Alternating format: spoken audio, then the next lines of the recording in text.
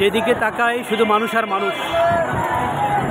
ইতিমধ্যেই গণভবনের চতুর্পাশে যতগুলো রাস্তা আছে সবগুলো রাস্তা দখল হয়ে গিয়েছে এবং সংসদ ভবনের চতুর্পাশে রাস্তাগুলো ইতিমধ্যে মানুষের দখলে। আমি এই মুহূর্তে গণভবনের কোনায় দিয়ে হাঁটছি, শুধু মানুষ আর মানুষ। আশেপাশে যতগুলো অলিগলি আছে সবগুলো অলিগলি থেকে পিপিলিকার মতো মানুষ নেমে আসছে। আমার দেখা অন্য কোনো গণ অভ্যুত্থান নেই, আমার জীবনের এটাই শ্রেষ্ঠ গণ অভ্যুত্থান। এবং ইতিহাসের যে পড়াগুলো আছে, পাঠগুলো আছে, সেখানেও আমরা দেখেছি আসলে গণ অভ্যুত্থানের যে নমুনা, তার মধ্যে এটি ছিল সবচেয়ে শ্রেষ্ঠতম নমুনা গণ অভ্যুত্থানের জন্য।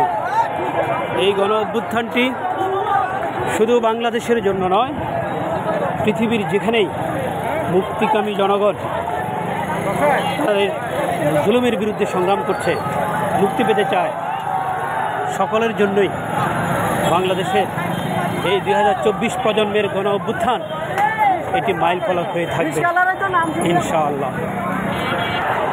আমরা দেখতে পাচ্ছি গণ অভ্যুত্থানের নমুনা।